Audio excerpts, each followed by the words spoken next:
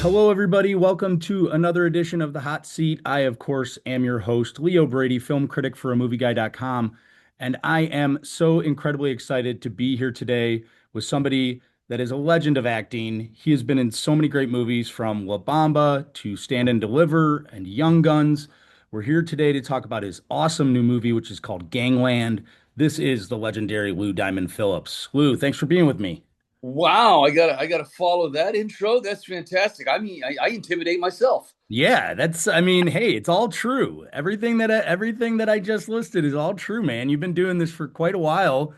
Um, we start this show with the same first question for every actor or director, whoever I'm interviewing, which is you have to come up with what's the movie for you that maybe you saw when you were a kid or in your teenage years that made you say, "Oh, I want to be an actor. I want to make movies." You know what? I was already on the road to being an actor when I was in my early years as a teenager. But I mean, in movies like the westerns my dad introduced me to. Little Big Man affected me hugely. Yeah. You know, I was 12 years old. Enter the Dragon. You know, Yeah. and both of those films I can say had an ethnic component to them that made me go, I can do that. Yeah. And then when I get into more in my mid-teens, I'm watching the holy triumvirate of De Niro, Pacino, Hoffman in movies like Taxi Driver, and Yeah. that solidifies it for me. It's like, okay, I can be an actor in film and television. At that time, just film. It's I can be an actor in films. Yeah. Be brown skin, swarthy, whatever. Just become a good actor. Yeah. You know, and that's going to be your baseline. Yeah. Yeah, well, and it begins when you're 24 making La Bamba. I mean, you'd been in episodes of Dallas or Miami Vice, but like your mindset when you get the role for La Bamba and you're starting to make that film, did you know that the role in the movie would have the impact that it's had on your career, that it's been sort of the staple of your filmography? Um, it's crazy because it's coming up on 40 years now. Wow. 40 years. And it's funny, we premiered Gangland at the Dallas International Film Festival, and it screened the exact same weekend that I was screen testing in LA 40 years previous. Wow. I mean, yeah, that's for a little bit of perspective. Yeah. So I remember reading the script, and it's funny because I auditioned on video, first in Dallas, Texas. Junie Lowry, casting director, who also put me in Longmire, Yeah. gave me the full script. She said, I'm not supposed to do this, but here's the full script. Work on it. I think we're going to be in touch. Wow. Sure enough, they called, 2 weeks later. But reading that script, that night, I went, this is the biggest opportunity of my life. Yeah. This is a game changer.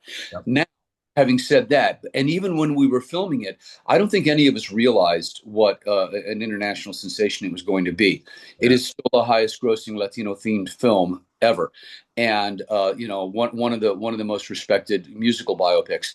So, but at the time, I just thought, wow, I'm the lead in a Hollywood movie. But it was a $6 million film, a negative pickup through Columbia. Esai had been in Bad Boys. Joey Pantoliano was probably the biggest star in the film, Right. and Elizabeth Pena had been in Down and Out in Beverly Hills. So it was not, a movie laden with stars about somebody incredibly well known. I mean, even Ritchie at that point, he was somewhat of a footnote in Buddy Holly's legacy. Right. Uh, the movie, I think helped remind people of who he was. Yeah. You know, so when it came out and blew up, I think it kind of caught all of us a little bit by surprise. Yeah. Yeah. Well, and then so your career obviously starts to like pick up there. Then you know, you win an Independent Spirit Award for your performance in Stand and Deliver. Now, like, obviously, with La Bamba, you probably should have been given way more accolades than you probably got at the time. But getting the Spirit Award for you, and obviously Stand and Deliver, phenomenal film. Was that a moment for you to say, like, okay, I'm legit now. I'm not just I'm not just the guy from La Bamba. I'm Yeah. making more movies and more movies after this, and Stand and Deliver was such a cultural hit, a hit for, you know, teenage youth, and I think it was just such a powerful film at the time. Both La Bamba and Stand and Deliver are in the National Registry of Films. Wow. Their cultural impact and their artistic achievements. So Yeah. that's a lot about those films. I made La Bamba before La Bamba came out. I made Stand and Deliver Yeah. because of the Vice episode, because I worked with Eddie Olmos, and I had already been on the set of Young Guns. And that was the first time I went, wow, I've arrived. I'm around Brad Packer. Right. I'm back adjacent. Yeah. And by the time I won the Independent Spirit Award, Young Guns was in the can. So I felt like I was on my way, and the Independent Spirit Award was a verification of that. Getting nominated for the Golden Globe as well for that film. Yeah. Uh, you know, but then I trusted the system and didn't do anything. I didn't know how to get myself out there and work the crowd. You Right. know, Eddie almost got nominated for the Oscar, and I did not. Yeah. Yeah. So I've been in the batter's box a few times, and know how the game is played now. But yes, that certainly set me on my way, and has brought me here now, 40 years later, to thank goodness still making films that I think matter. Yeah. Yeah. Well, and I wanted to talk to you too about like even just your acting process. I mean, I recently watched you in Courage Under Fire, a film that I think is really stood the test of time, a really fantastic film. That's a movie where you are almost in any scene that you have going toe to toe with the great Denzel Washington. When you're in a scene of that magnitude, when you're working with an actor of that magnitude, is it a matter of know your shit, know what you got to do, go in and be ready to dance with your partner, or is it intimidating, or is it just You give me a minute? you couldn't have encapsulated it better. Yeah. Uh, uh, you know, uh, Ed Zwick, amazing director. Yep. He made sure that we were physically and mentally prepared. We had a week of rehearsal. We went through a Hollywood boot camp, mind you. Yeah. Every morning doing PT. With Meg as part of that unit, Yep. uh, and doing our research, doing interviews. In character, and doing the research on the Gulf War. Yeah. So I made a decision early on. Here I am dealing with these amazing actors. I mean, this stellar cast. Yeah. I thought I'm not going to try to drive this train, so to speak. For those who know how my uh, it was literally like learn your lines, make your choices, but be able to react, Yeah. because I knew that not just Denzel but Meg was going to come firing spitballs, man, Right. and just to be able to to bounce off them. And it's funny because I shot all my work with Denzel, and then we went to El Paso to do the Desert Storm sequences, and Yeah. that first day I went back to the hotel room and I went, holy shit, I survived Denzel, and now Meg is about to eat my freaking lunch. Well, So it was a murderer's row, man, and an unknown Matt Damon, yeah.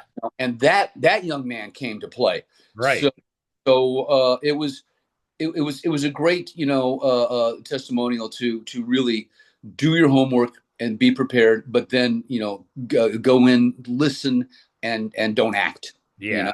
Yeah. Yeah. I mean, I've watched like Ethan Hawke interviews talking about like Training Day, about how he like watched Denzel's movies before working with Denzel, because it felt like he had to watch like game footage and he had to like be ready to get into the arena with an actor of his magnitude. And I just that doesn't surprise me, because that collective cast of actors, you guys were all so game, and it shows up on the screen of that movie. So let's talk Gangland. I mean, this film is spectacular. This film knocked me out. I mean, dark, emotional. The character you play, Teddy Sharp, he's flawed and authentic. Tell me about prepping for that role. I mean, what was your experience like, sort of taking material and becoming that character? Once again, here you go, man. It's funny because uh, I read this script, and when I know this guy, Yeah. I know. When I'm asked, what was your preparation? It's like, well, I lived. Right. I'm at my age. I've seen some things. I got a lot of mileage on me, some baggage of my own, and it was really just about putting myself into those shoes. He reminded me a lot of my dad, who did 2 tours in Vietnam, Yeah. and even when Teddy tells the story, those are my dad's rhythms. He lived down in Texas, so I just I put a little Western spin on it Yep. because it's a fictional uh, reservation, somewhere in Middle America. So I just I wanted to have that Western, almost cowboy feel to it, Yeah. and and I don't know how many cops I played, you know, but I've done ride arounds. I did ride arounds, when I was doing First Power. I did ride arounds when I was playing Richard Ramirez on The Night Stalker. Oh yeah. Yeah. Uh, Great. both cases I worked with detectives who broke those cases. Been to the range.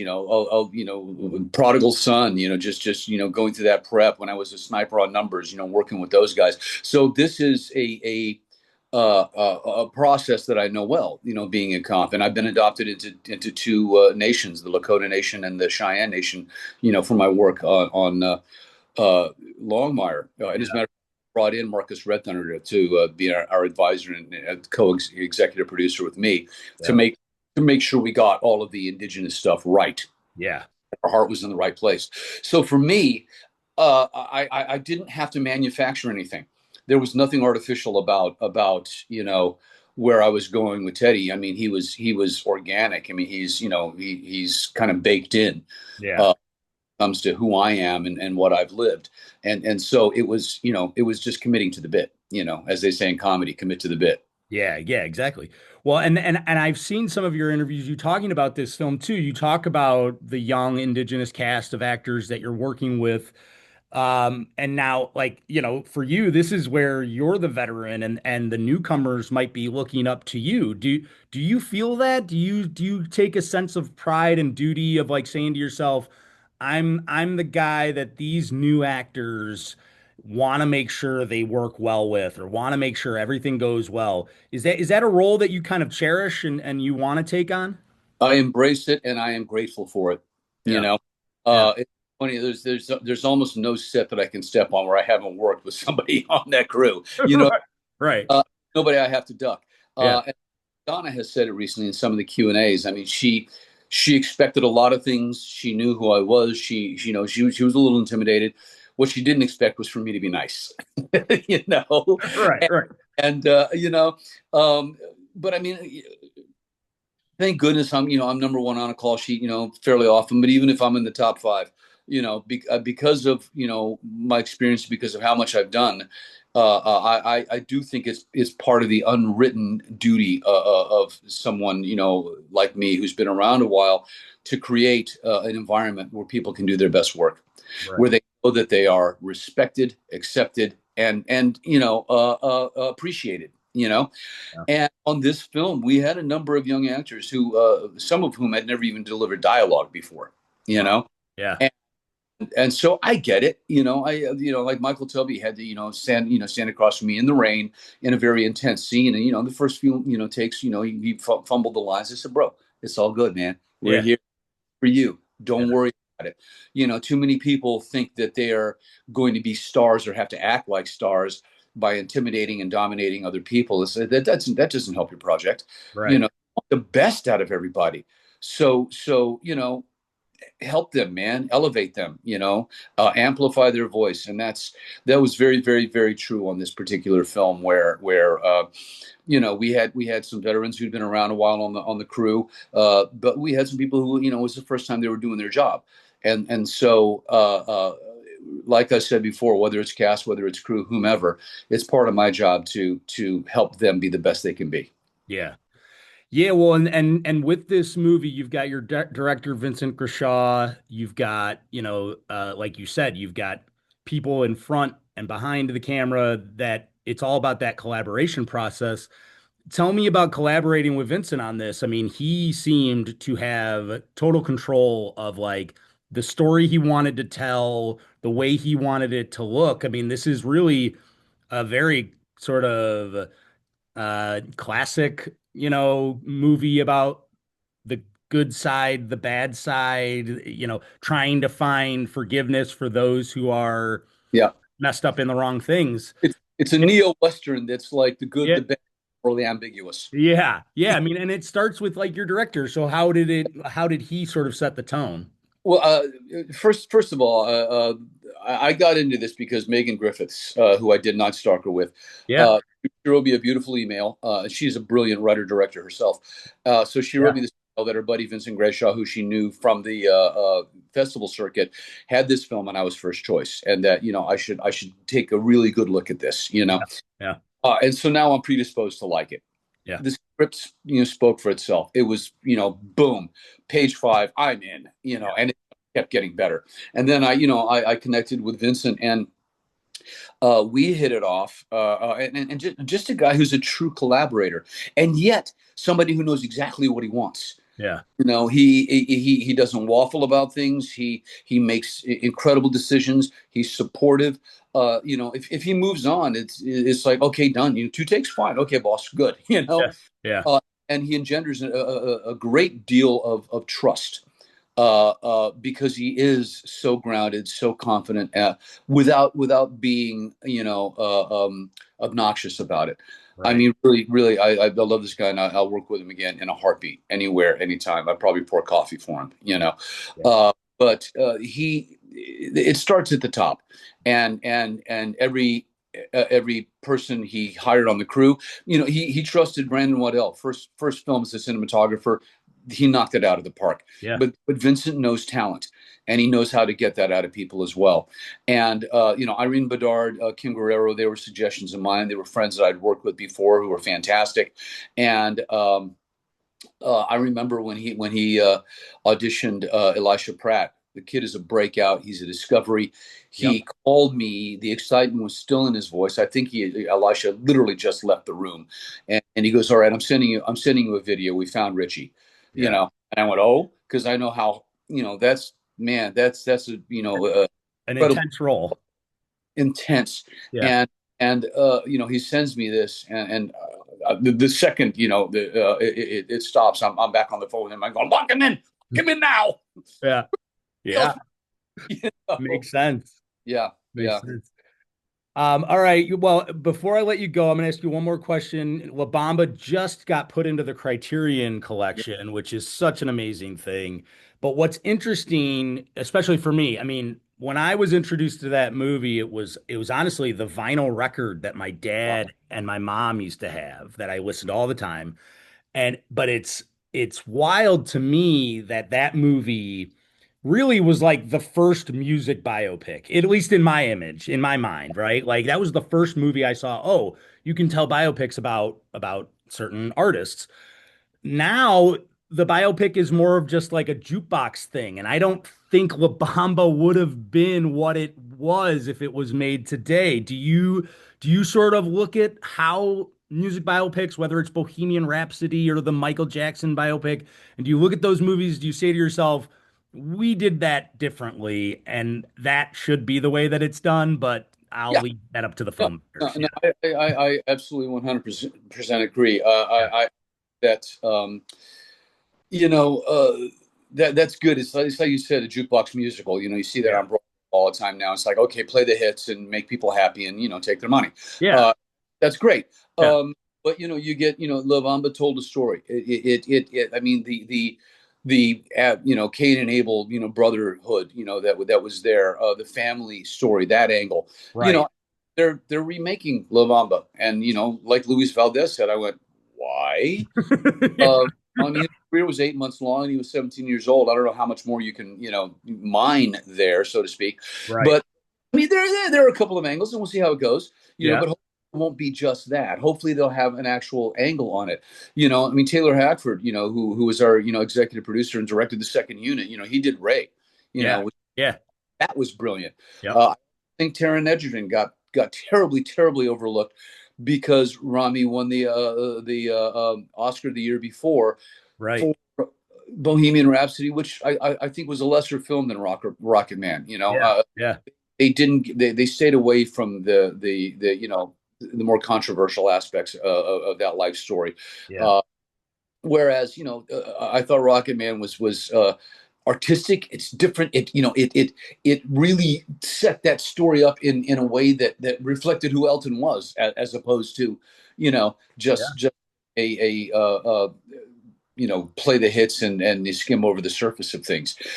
So we have more of them coming out. Yeah, I think you kind of, real artists, real writers are going to, look at, what's the angle? How do I get into this? Yeah. That is not just people are going to sit and watch and clap and sing. What's going to affect them emotionally? What's Yeah. going what about this character that was bigger than life, that made them an international star? What is it about that life that is relatable to anybody who is a fan? And Right.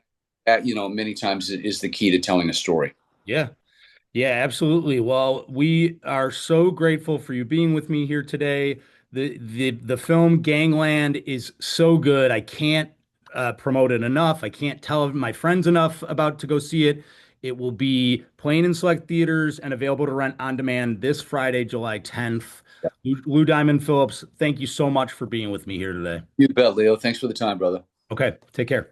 Bet. Bye.